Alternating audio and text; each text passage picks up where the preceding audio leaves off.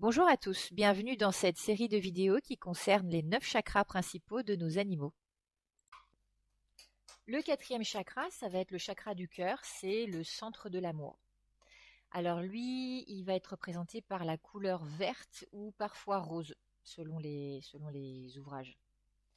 Il va se trouver dans la zone centrale du poitrail, juste derrière les pattes avant.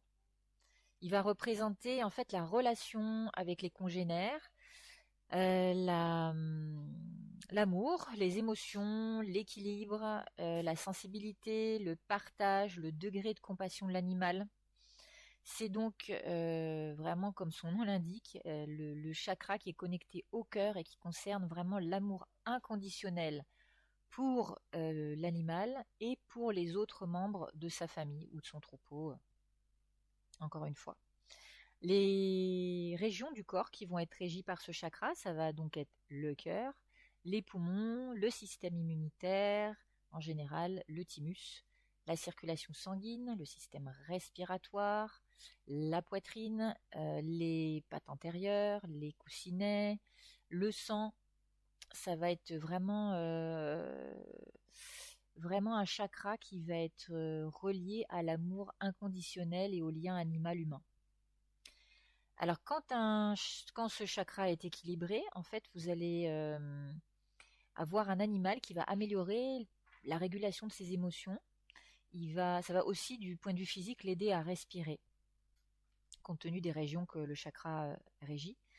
Il va pouvoir donc développer des émotions comme l'amour, l'empathie, la compassion vis-à-vis de ses maîtres ou référents ou des animaux qui l'entourent.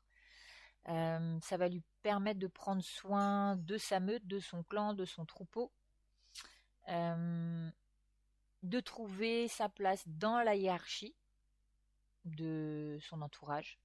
C'est vraiment un animal qui va être dans la gentillesse, l'affection, l'amour, qui va être agréable à vivre, qui va aimer sans discernement, qui va tolérer très bien les autres sans aucun souci. Alors toujours pareil, vous avez donc des déséquilibres avec un chakra du cœur qui peut être sous-actif, où là vous allez avoir un animal qui va être craintif, qui va être évitant, qui va garder vraiment des distances émotionnelles, qui va être même parfois carrément incapable de créer un lien, qui va être très évitant, froid. Ça peut être des animaux asthmatiques aussi, compte tenu toujours pareil, des régions que le chakra régit.